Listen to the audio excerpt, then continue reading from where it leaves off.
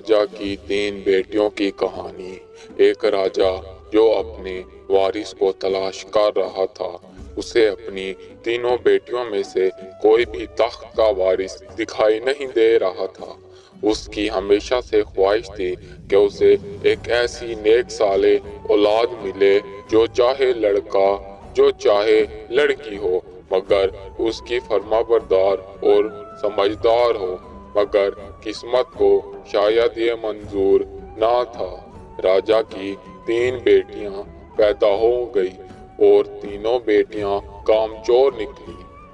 تینوں بیٹیاں ہر وقت سلطنت میں کبوتر اڑاتی رہتی اور دوسرا انہیں کوئی بھی کام نہ تھا۔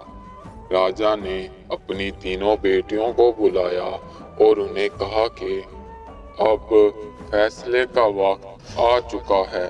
جو بھی تم میں سے یا تمہارے علاوہ مجھے سلطنت کا وارث مل گیا، میں اسے یہ تخت سونپ دوں گا اور پوری سلطنت کا دار و مدار اسی کے کاندھوں پر ہوگا۔ اس نے راجا کی تینوں بیٹیوں کا امتحان لینا تھا۔ وہ اصولوں کا بہت پکا تھا۔ اس نے تینوں بیٹیوں کی جانچ پڑتال کی، ان سے امتحان لیا، مگر تینوں بیٹیاں ناکام ہوئی۔ اس سے پہلے کہ وہ راجا کے پاس جاتا، راجا کو جا کر ساری حقیقت بتاتا، راجا کی بڑی بیٹی اس کے ساتھ جنسی تعلقات بنانے لگ گئی اور وہ اسی کی طرف مائل ہو گیا۔ یوں وہ راجا کے پاس پہنچا، مگر اس کی شکایت نہ لے کر، بلکہ اس کی تعریفوں کے پل باندھ کر۔ راجا کی بڑی بیٹی نے اسے کہا کہ اگر تم مجھے تخت کا وارث بنا دو گے تو میں تم سے شادی کروں گی۔ اس غرض سے اس نے راجا کو اس کی تعریف کے پل باندھ دیے اور اس امتحان کے مطابق جب وہ ثابت قدم رہی، تب راجا نے اسے تخت کا وارث بنا دیا۔ تخت کا وارث بننے کے بعد دربار لگی، مگر وہ دربار میں فیصلہ نہ کر سکی۔ اس کی کم عقلی نے وہاں پر اسے بے عزتی سے دوچار کر دیا۔ تمام لوگ راجا کی طرف دیکھ رہے تھے اور راجا اس شخص کی طرف دیکھ رہا تھا۔ وہ لڑکی سب سے 2 قدم آگے نکلی۔ اس نے اس شخص کو سلطنت سے نکال ڈالا، یہ کہتے ہوئے کہ یہ ہم پر غلط نظر رکھے ہوئے تھا۔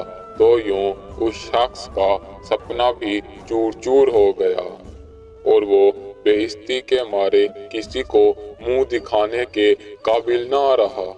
سلطنت کی مالک بننے کے بعد ہر فیصلہ اس کے اختیار میں آ گیا اور اس نے سلطنت میں الگ الگ طرح کی چیزیں لگوائیں، سلطنت میں تبدیلیاں لائیں۔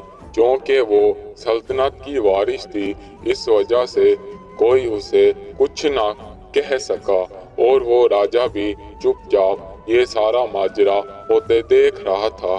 اس کی خواہش تھی کہ اس کے مرنے سے پہلے وہ اپنے تخت کا وارث چن لے اور اسے تخت پر فیصلے کرتے ہوئے بھی دیکھے۔ اس نے سلطنت میں بہت سارا تیل منگوایا، یہ کہہ کر کہ رات کے وقت بہت زیادہ اندھیرا ہوتا ہے، ہم جگہ جگہ پر مشالیں لگائیں گے۔ راجا نے اسے روکا، مگر اس نے اپنے باپ کی بات کو نہ مانا اور اپنے غرور میں آ کر ویسا ہی کیا۔ سلطنت میں ہر 2 سے 3 قدم پر مشالیں ہی مشالیں لگ چکی تھیں۔ اچانک ایک رات وہ رانی سلطنت میں چہل قدمی کر رہی تھی۔ اچانک سے تیز ہوا چلی اور تیز ہوا چلنے کی وجہ سے ایک مشال رانی کے اوپر آ گری، جس سے رانی کے کپڑے جلنے لگ گئے۔